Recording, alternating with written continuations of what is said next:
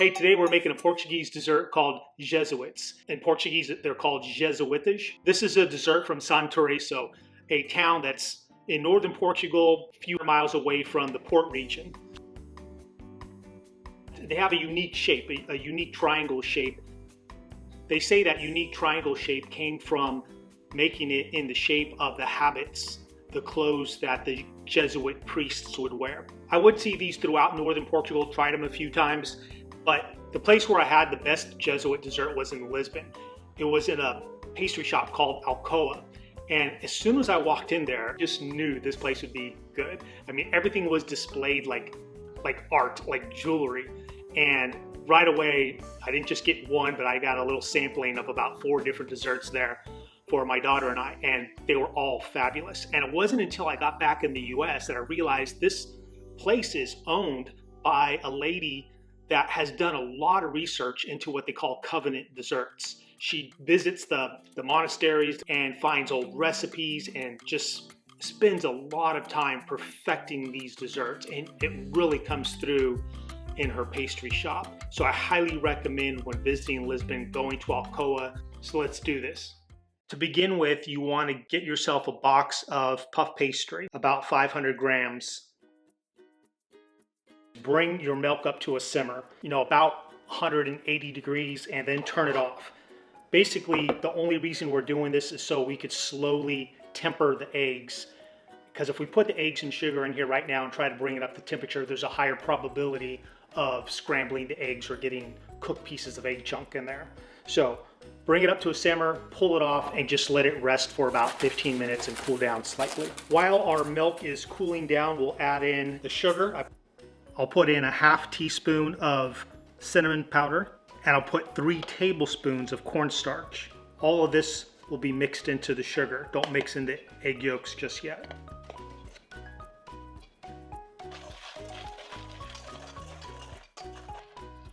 Now we'll mix in the eggs to the cinnamon cornstarch sugar mixture. I mixed in 4 egg yolks. We're basically making a really thick pastry cream. Now I'm mixing in the milk just a little bit at a time at first to temper the eggs.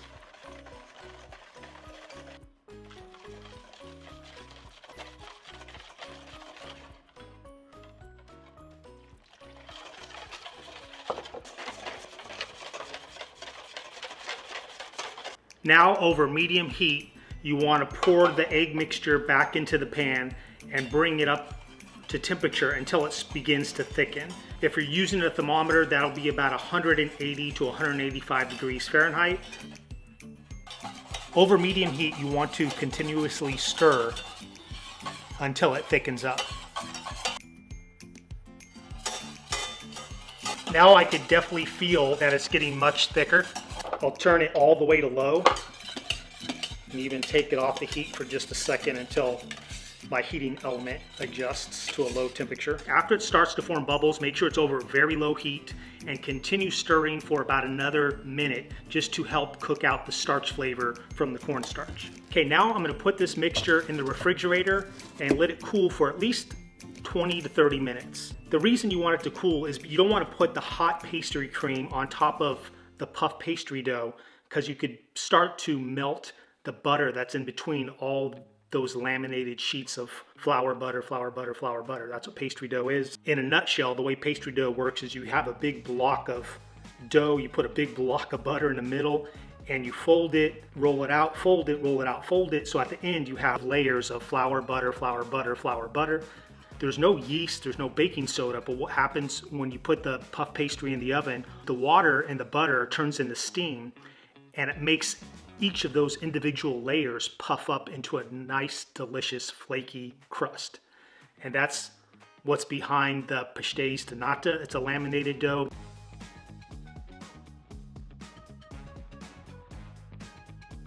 Okay, while the custard filling is in the refrigerator, we'll begin to make our icing. We'll start by putting in 2 egg whites, and then we're going to use about 2½ cups of powdered sugar. Just put a little bit in at a time and slowly mix in.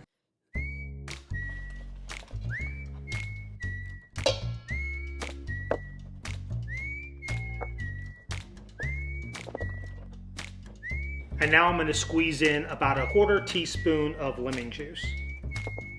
You can see after just putting in 2 cups of powdered sugar, that is way too runny. You do not want it running off the spatula like that. So now I have 2.5 cups of powdered sugar. Even that, the way that's dripping off the spatula, I'm gonna put a little more powdered sugar in there. Just a little bit of liquid from the egg whites will make a drastic difference on the thickness of the glaze. Depending on like how big of an egg you use or how much egg white is actually in there, you know, you might have to adjust, but you don't want it really pouring off the spatula like that. So I'll put in another 1/4 cup of powdered sugar and test the consistency. That is still too runny, so I'm gonna put in another 1/4 cup. Okay, that's starting to look much better. I know from making the Jesuits in the past, it's just easier down the line working with a thicker glaze. So right now this is over, just slightly over probably 3 cups of powdered sugar. Okay, this is looking really good. See how it's really kind of stuck on the spatula? It takes a while to fall off. That's what you're looking for. So I'll set the glaze aside while I pull out the puff pastry. I forgot to add in the 1/4 teaspoon of cinnamon to the glaze. Traditionally, it's kind of like a tan looking glaze. So I'll put a 1/4 teaspoon in there, mix that in.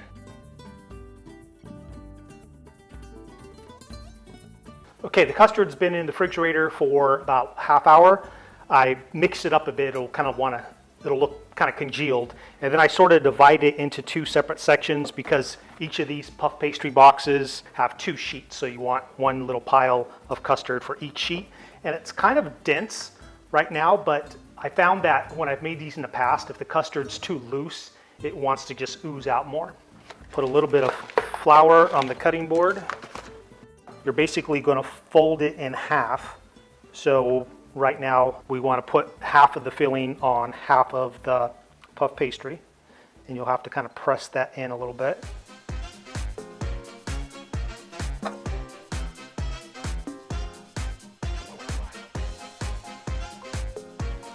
Then you fold the puff pastry over itself.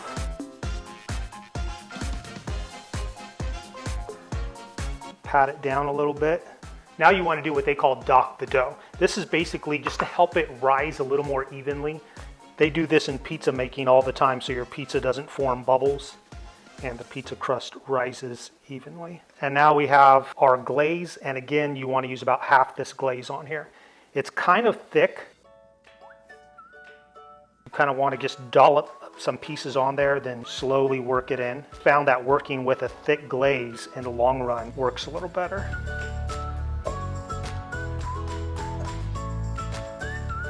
And this does take a little bit of patience. It doesn't just flow to the edge. And I will get out like a knife, or if you have like a pastry spatula, to get this a little smoother. And now I just use a carving knife as my pastry spatula. Always work with just one side. It makes it easier with one side of the knife or one side of the pastry spatula. And I'm not putting too much force. You just want to go over it a bunch of times. It'll slowly get to the sides.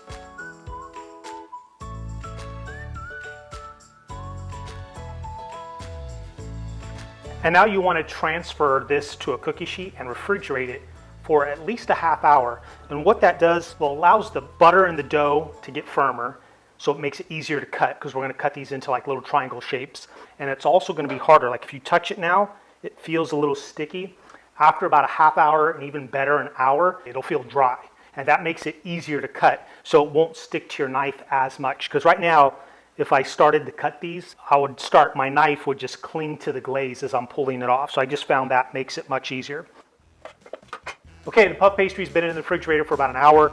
You also, if there's room in your freezer, could put it in the freezer for about a ½ hour, but it just makes it easier to work with when it's nice and chilled. You can see it's much stiffer now. And then you could trim the back edge, we folded it over this way, but this back edge just to make it a little cleaner.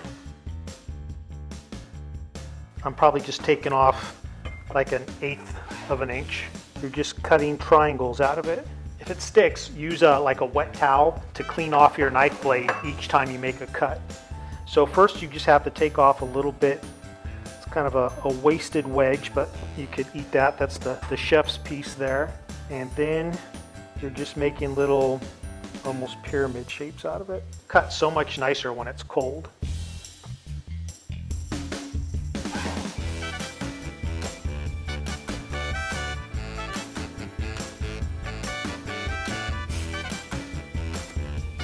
So I put it in at 450 for just about 5 minutes, then I lowered the temperature to 400, and it usually cooks for about another 20 to 25 minutes. Okay, this is how it looks on your cookie sheet pan. I have 8 Jesuits and the little end cuts. I do like double stacking cookie sheet pans, especially if it's not a super thick pan, because I found they tend to want to brown too much on the bottom. So you want to put it in your oven at least mid-height and maybe even 3/4 high in your oven to reduce the heat on the bottom.